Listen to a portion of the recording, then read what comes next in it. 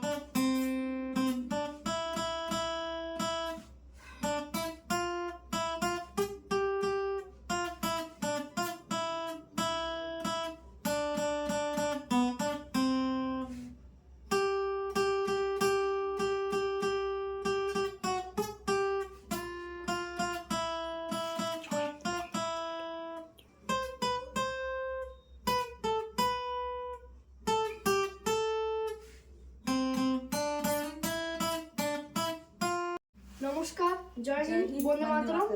ভালো লাগলে সাপোর্ট করবে।